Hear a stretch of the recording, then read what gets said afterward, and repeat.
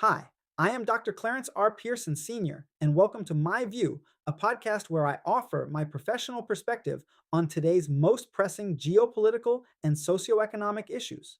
Recently, my attention has been drawn to developments in Liberia, where signs of serious cracks in Liberia's institutions and security architecture is raising grave concerns.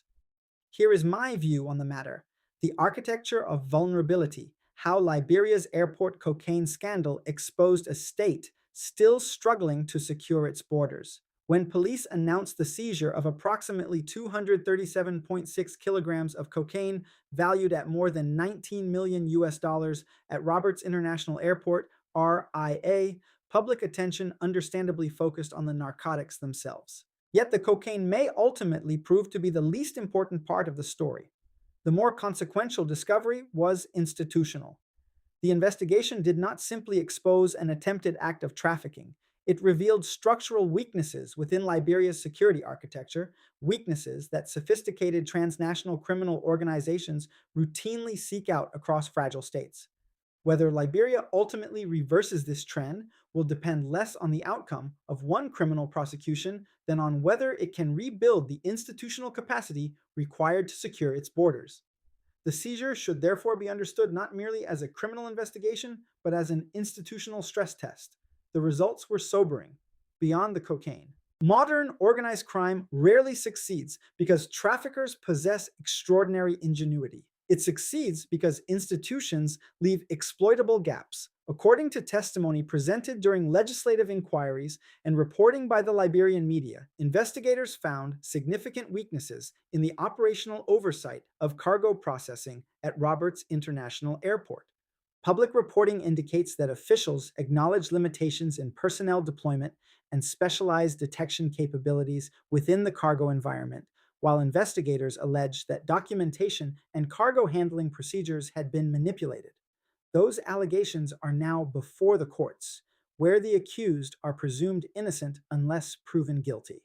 For security professionals, however, the broader lesson is independent of any individual's guilt.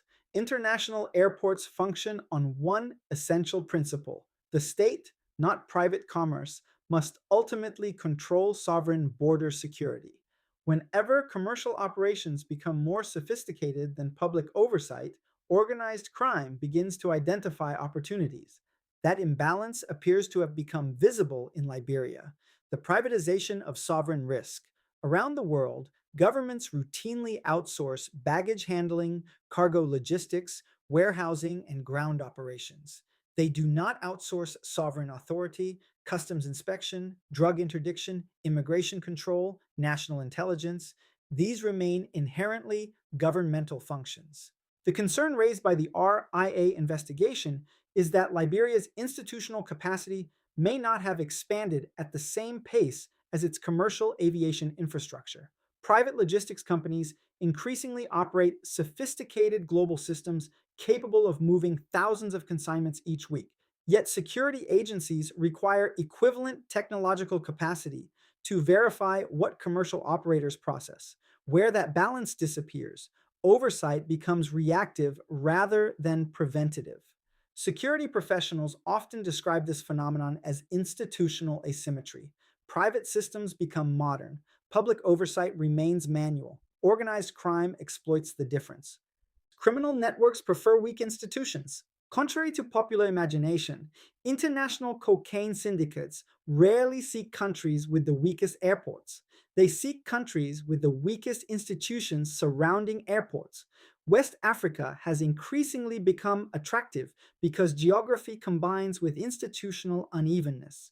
UNODC has repeatedly documented the region's growing importance in transatlantic cocaine trafficking, while Interpol and ECOWAS have expanded joint intelligence platforms such as the West African Police Information System, WAPIS, to improve cross-border information sharing. These initiatives reflect an international recognition that criminal networks increasingly operate across jurisdictions rather than within them. Liberia occupies a particularly strategic position. Its Atlantic coastline provides maritime access. Its international airport provides global connectivity. Its porous land borders connect directly into the Mano River region. These characteristics are geographic realities. Whether they become national strengths or criminal vulnerabilities depends entirely upon institutional resilience. The chain of custody problem cargo security is fundamentally a chain of custody exercise. Every package should generate a continuous sequence of accountability: origin, documentation, screening, storage, loading, departure, arrival. Organized crime does not need to compromise every link, it needs only one. Investigators allege that the recent case involved falsified cargo descriptions, insider facilitation, and manipulation of logistics procedures. If proven, these would illustrate how criminal organizations increasingly infiltrate legitimate commercial supply chains rather than bypassing them altogether. That represents an important evolution. Today's cartels often prefer infiltration over confrontation. Their objective is not to overpower security systems, but to become part of them. The institutional cost of conflicts of interest. Democratic governance depends as much upon public confidence as legal authority.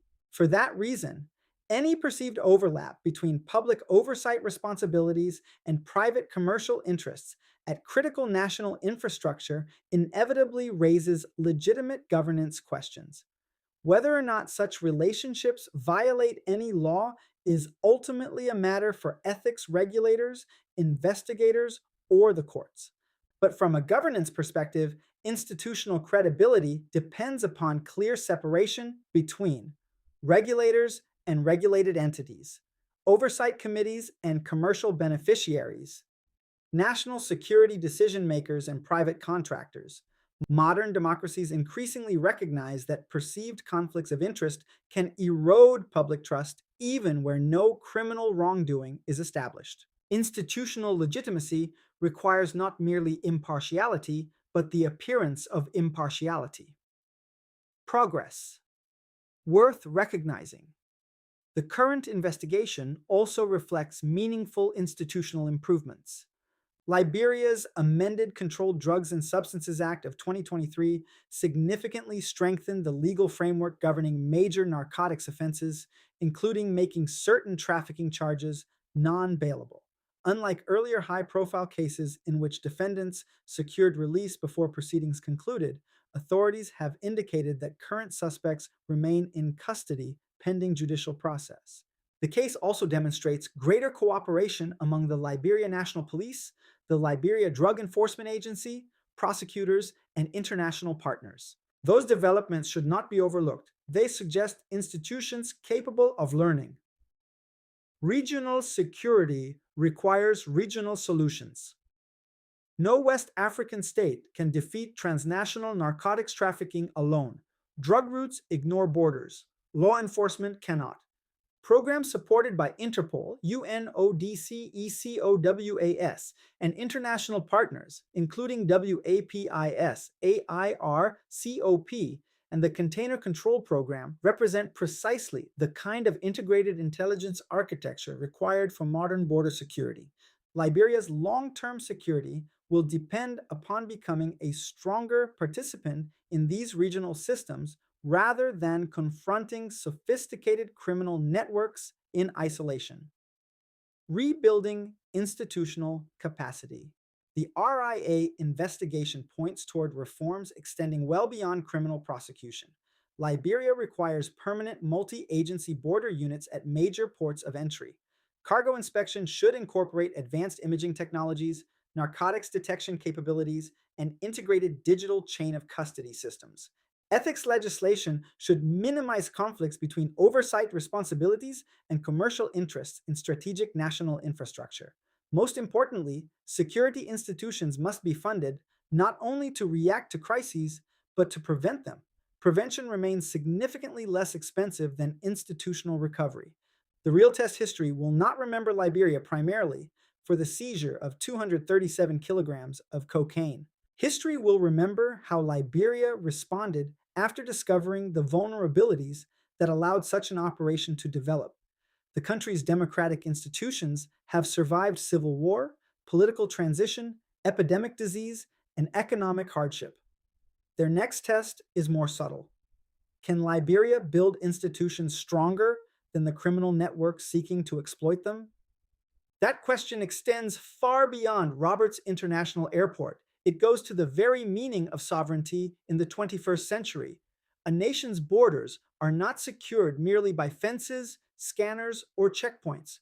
They are secured by institutions capable of enforcing the public interest without fear, favor, or compromise. The cocaine may have been intercepted. The deeper institutional challenge has only begun. My View is a continuing series where I share informed commentary on a wide range of geopolitical and socioeconomic topics. If you found today's discussion helpful, please follow, subscribe, like, and share. Thank you for spending this time with me, and I invite you to explore other My View episodes available online. Until we meet again, goodbye.